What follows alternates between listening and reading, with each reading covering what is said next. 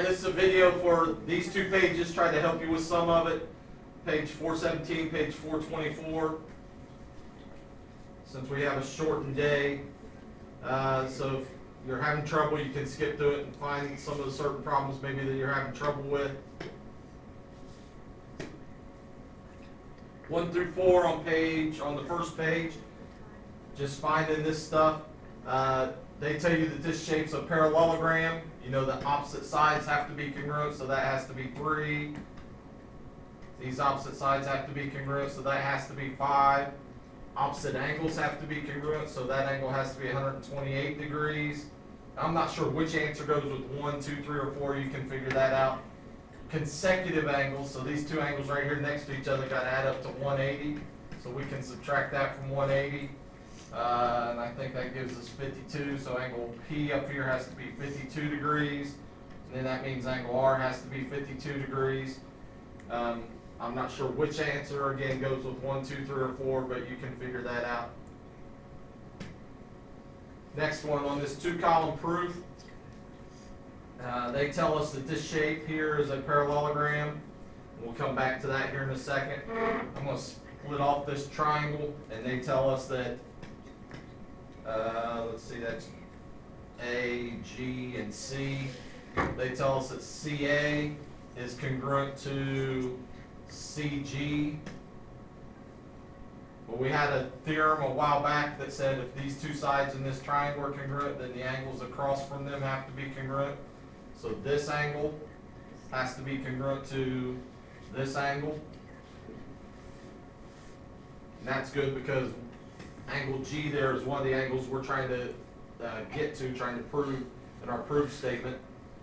If this is a parallelogram, one of the properties of a parallelogram is that opposite angles have to be congruent. So angle A here has to be congruent to this angle.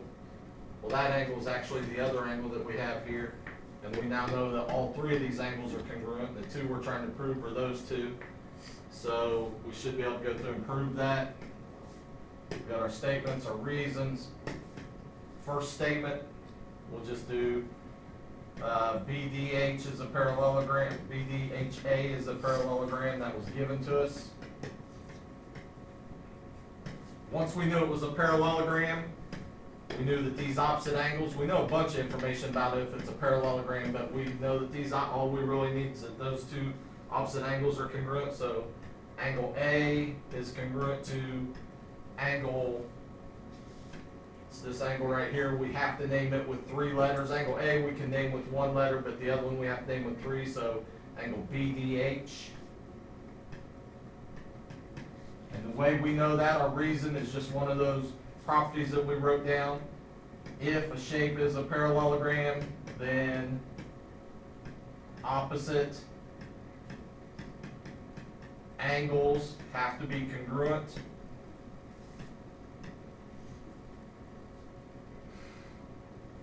Then they told us that segment CA was congruent to segment CG. That was given to us.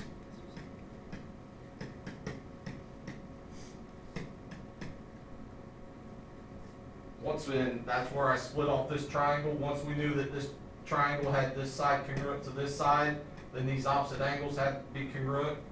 So angle A had to be congruent to angle G. That was this angle up here, and this angle down here.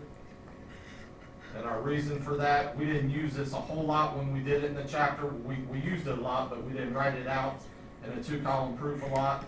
But it was just this. If 2 sides in a triangle are congruent, then the opposite angles have to be congruent. If we look at number 2 and we look at number 4 here, they both got angle A in them. Well, if angle A is congruent to this angle, and angle A is congruent to this angle, then that means these 2 angles have to be congruent. And that's what we're trying to prove. So angle BDH has to be congruent to angle G. And our reason there, we used this reason a lot in past chapters. We just took out one thing and stuck something else in its place. And that's the substitution property. And that's what we were trying to prove, so that's all the farther we had to go.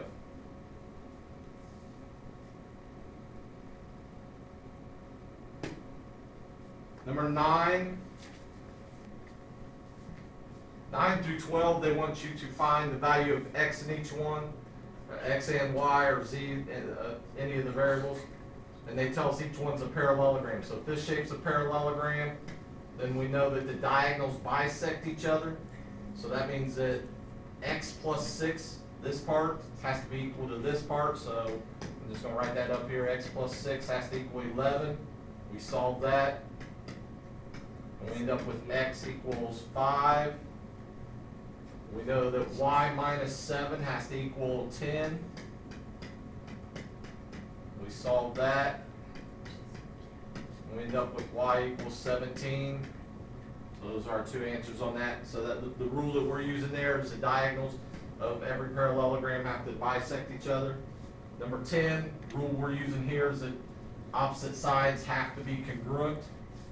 So 3a plus 11, that's this side, has to be congruent to that opposite side, which is a plus 15, so it equals a plus 15. Solve that, subtract a on both sides, end up with 2a plus 11 equals 15. The a's cancel out, subtract 11, end up with 2a equals 4, divide both sides by 2, and you end up with just a equals 2. That's one of our answers. Set up the other one. This side has to equal this side. So 3b plus 5 has to equal b plus 11. Subtract b on both sides. You end up with 2b plus 5 equals, b's cancel out, equals 11. Subtract 5 on both sides. 2b equals 6. Divide by 2. And you end up with b equals 3. Those are the two answers for that. A is 2, B is 3. This next one, it's a parallelogram again. So we know that opposite angles have to be congruent, but the bad thing with that is these are the opposite angles, and if we set up an equation there, we get 2y equals 2x plus 11, and that's got two variables in it, and we really don't want to have to solve that if we don't have to. The other rule is that consecutive angles have to add up to 180, have to be supplementary. So these two add together, x minus 5 plus 2x plus 11 should equal 180. That's an equation we can actually solve. Like terms, we get 3x, like the negative 5 and positive 11, punch it into your calculator if you need to. Negative 5 plus 11 is positive 6. Subtract 6 on both sides. You end up with 3x equals 174. Divide both sides by 3. Ignore that. X equals 3 will go into 17 5 times with 2 left over. 3 will go into 24 8 times, so x equals 58. That's one of our answers. Then to get our other answer, several different ways we could do it. We could plug in 58 right here and do 2 times 58 plus 11. 2 times 58 is 116 plus 11 is 127. So those two should be equal. So 2y should equal 127. Divide both sides by 2. You end up with y equals 63.5. And it's all right for that to come out to be a decimal. Number 12, rule we're using on number 12, again, is the diagonals bisect each other. So this part should equal that part. So 3y minus 5 should equal y plus 5. Subtract y on both sides. You end up with 2y minus 5 equals 5. Add 5 to both sides. You end up with 2y equals 10. Divide by 2. Y equals 5. So that's one of our answers. To find z, we do the same thing. This segment should equal that segment. So 2z plus 7 equals z plus 9. Subtract the z on both sides. We end up with z plus 7 equals 9. Subtract 7 on both sides. You end up with z equals 2. Sort of hard to read with all that on there, but you can figure it out as long as you're paying attention as we go through it.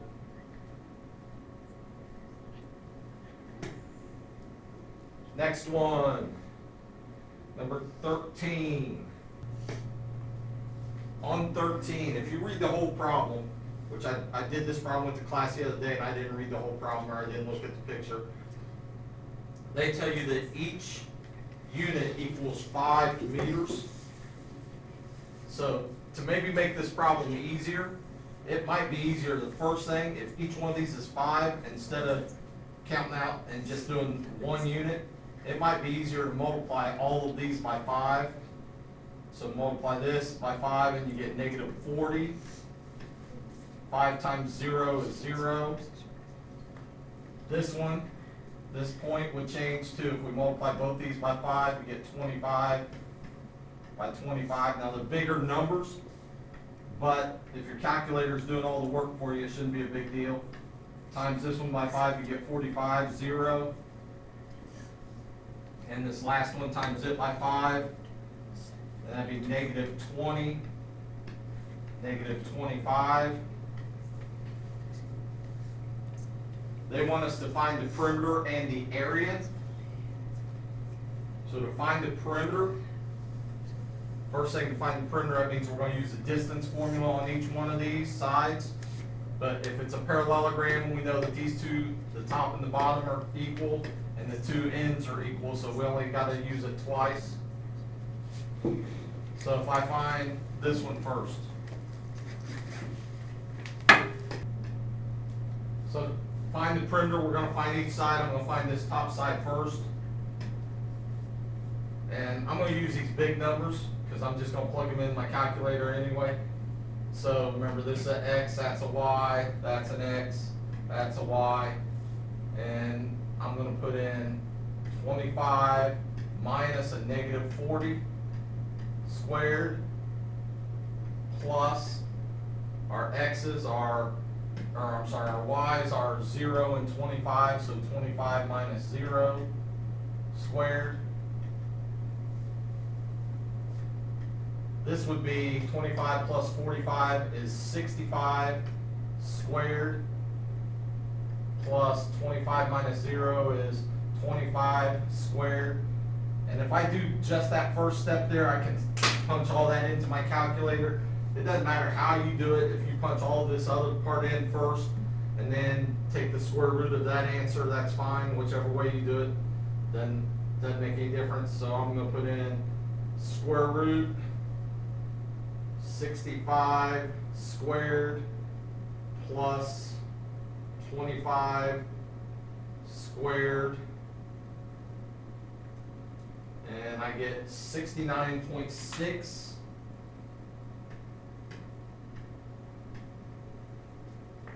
So that means this side here is about 69.6 units long. That means this bottom side has to be about that same thing. If I do the other side, I'll do this side over here. Since they're positive, it might make it a little easier. I'm going to do, that's an x, that's a y, that's an x, that's a y. So I'm going to do 45 minus 25 squared plus 25 minus 0 squared.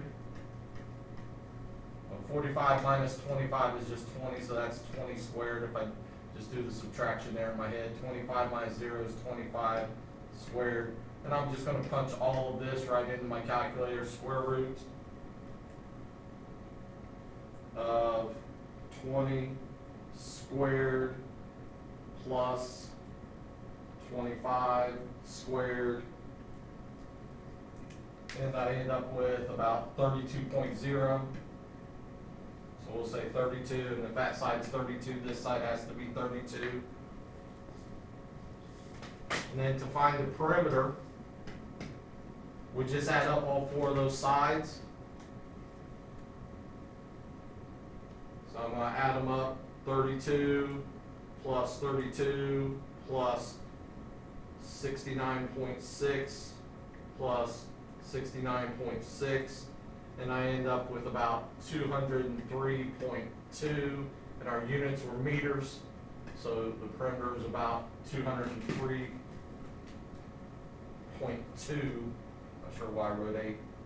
203.2 meters. To find the area, and please make sure on your notes, I messed up on the notes and I put in the wrong thing. The area of a parallelogram is base times height. I stuck in the formula for a triangle. I'm not sure why. It's just base times height. So we can pick either side we want to be the base. I'm going to pick this to be the base. If that's the base, we need to run from one of these corners down and form a right angle with it somehow. And we did this earlier this year where we actually found the exact point where it's going to form a right angle. I'm not going to do it this time. I'm just going to hopefully get lucky here and draw this, and that sort of looks like it's a right angle right there. And I'm going to use that point right there so that I can find this height. That's the height. And it should get us somewhere close. So that point is 1, 2, 3, 4, 5, 6, 7, and down 1. So that point's 7, -1. But we want to change that, multiply by 5, so that'd be 35 and -5. Count each block as 5. And then we have to use the distance formula to find that height again. So with the distance formula, we got our x's. Oops, that's an x, that's a y. We're going to use this point and this point. And so I got 35 minus 25 squared plus 25 minus a -5 squared.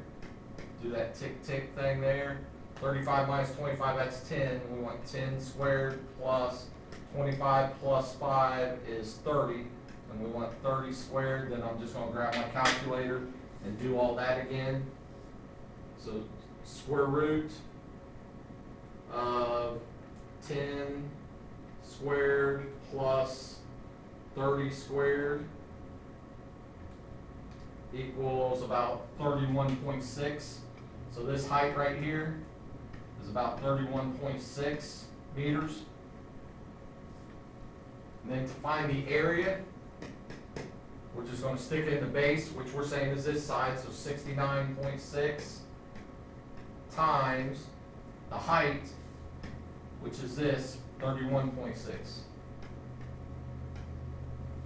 And I just grab my calculator again, do that, 31.6 times 69.6, and that gives me about 2199.4, and our units are going to be units, not units, it's going to be meters, because we know it, meters squared.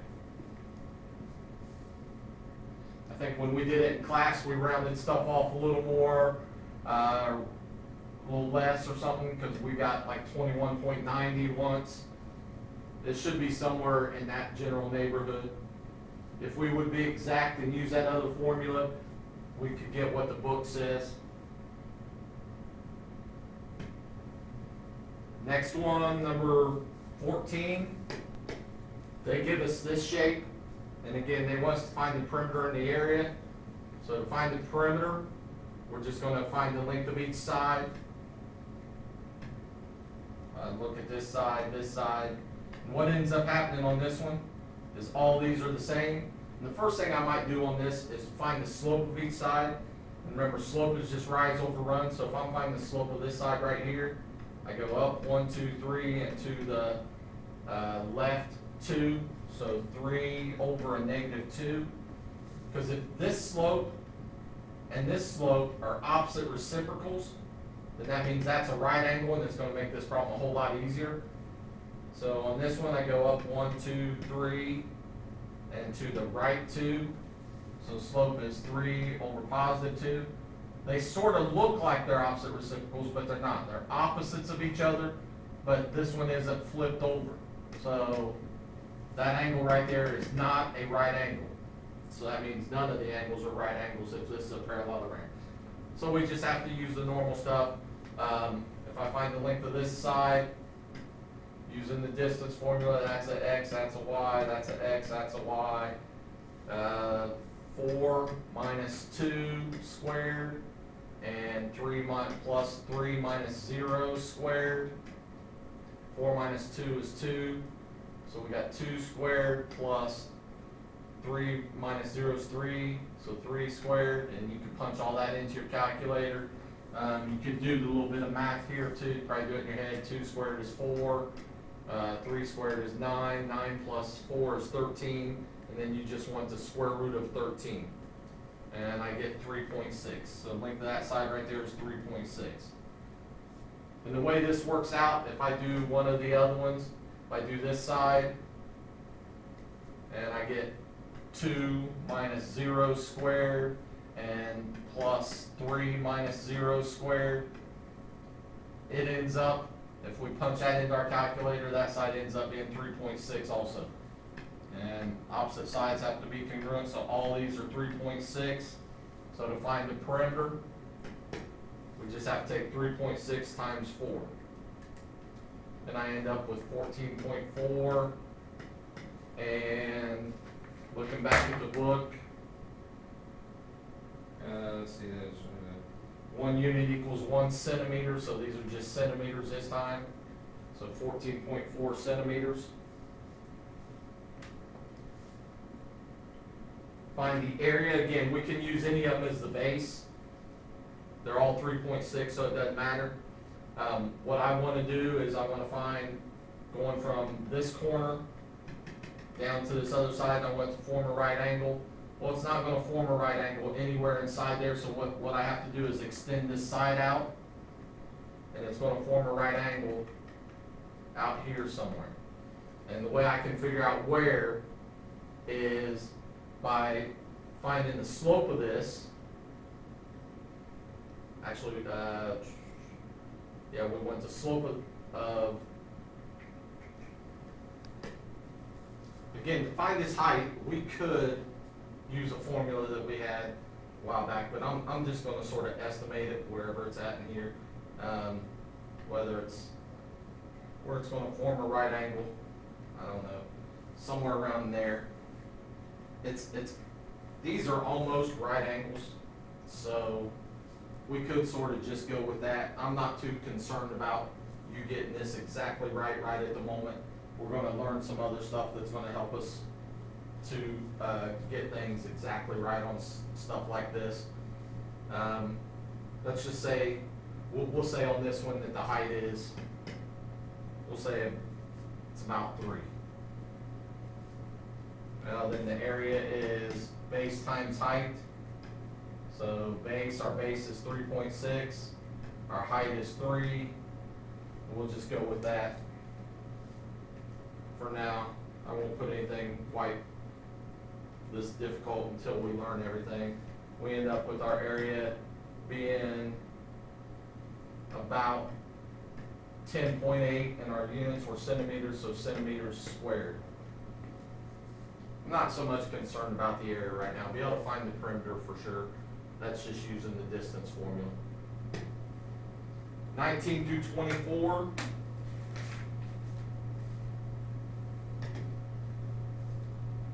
I'm not going to go through everything. This is all the information that they gave you on 19 through 24. What I'll do is I'll just go through and find all the stuff that we can find. And then you can fill in the answers for 19 through 24. First thing, if I'm looking at this, if this angle right here is 49 degrees and this one over here has got to be 49 degrees because they're vertical angles, these two angles, or these two, have to add up to 180. So 180 minus 49, I get 1, borrow there, it's 131, so that angle is 131 degrees, and that means this angle here where F is also 131 degrees.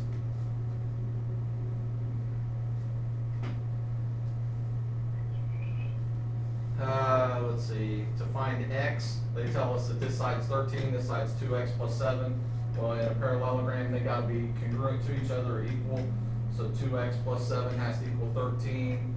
Subtract 7 on both sides, you end up with 2x equals 6. Divide by 2, x equals 3. That's probably one of the answers they ask you for. And if we do the same thing for y, these opposite sides have to be equal to each other. So 3y minus 8 has to equal 10. Add 8 to both sides. Those cancel out. You end up with 3y equals 18. Divide by 3. Y equals 6. Probably another answer that they ask you for. Looking inside here, if I draw this, we get that z. Those are alternate interior angles. That means they have to be congruent. So if this angle's 20, this angle has to be 20. Same idea for the 59 here. If that angle's 59, then that one up there has got to be 59. If I add these two together, that whole angle, measure of angle ADC, is 79 degrees. I'm not sure if they asked you that or not, but we know that whole thing's 79. If we look right here, we have a triangle. This angle's 59, that angle's 49. 59 plus 49. We add those together, grab your calculator. That's 108. We know 3 angles of a triangle should add up to 180, so 180 minus 108 gives us 72. So that means this angle's got to be 72 degrees. If I do the little z thing, this angle up here has to be 72 degrees. I could do the same thing on this bottom triangle here. 131 plus 20, that's 151. Subtract that from 180, and I get 29. So this angle's 29 degrees. Well, then that means this angle up here is going to be 29 degrees. And I think I've found everything that I could possibly find on this one. So that should answer all the questions 19 through 24.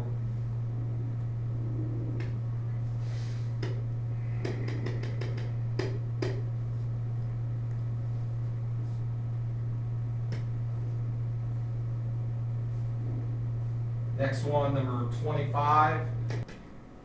So on 25, they give you this shape, and they ask you to explain different things about it. Part A says use the distance formula to see if these diagonals bisect each other.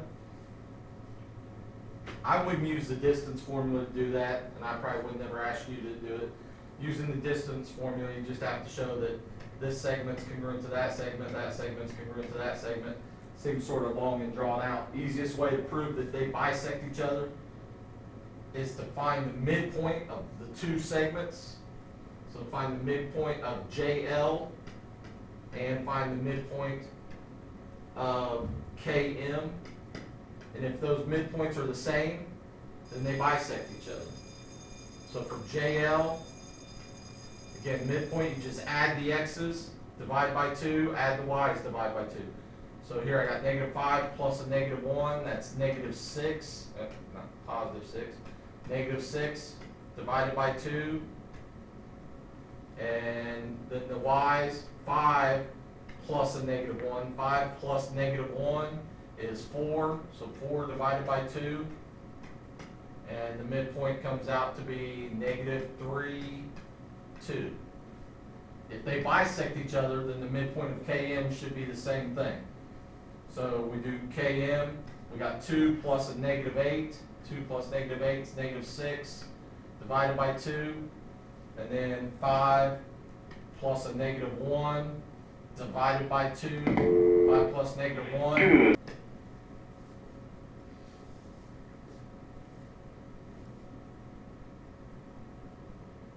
5 plus -1 then is 4.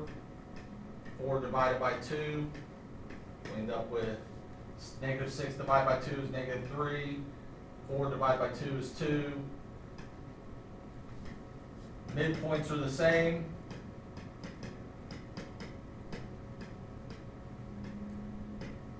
So diagonals bisect each other.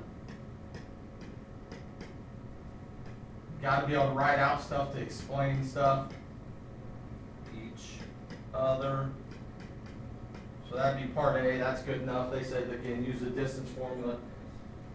Determine whether the diagonals are congruent. Explain your answer. Well, if we'd used the distance formula, then we could have just said, that they're not congruent. On this, if we wanted to show that they're not congruent, that's what we probably do, is just find the length of each one of these. I'm not going to bother to do that. You can look at the picture and sort of tell that they are not congruent. But we could use the distance formula, find the length of this one, and just show that they're not the same. Part C says use slopes to determine if consecutive sides are perpendicular. If we're trying to prove that this is a parallelogram, what we probably would want to do is find the slopes of all the sides. So if we find the slope of this side, remember, rise over run, so we rise done and we run 1, 2, 3, 4, 5, 6, 7.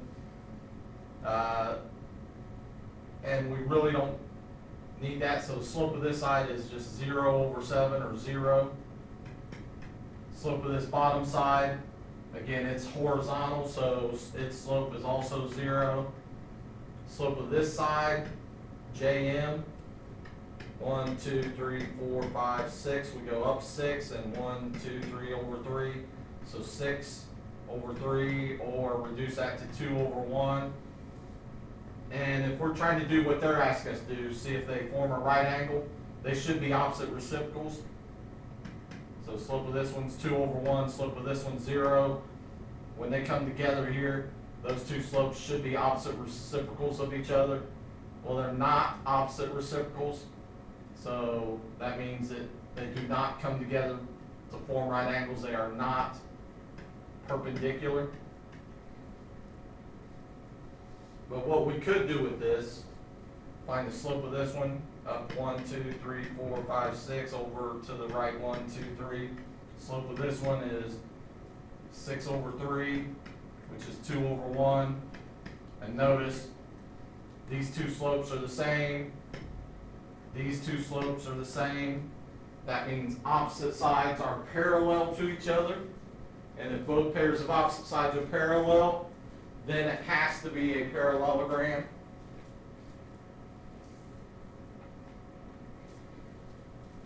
So we could use that to prove it's a parallelogram. But they didn't ask us to do that, so.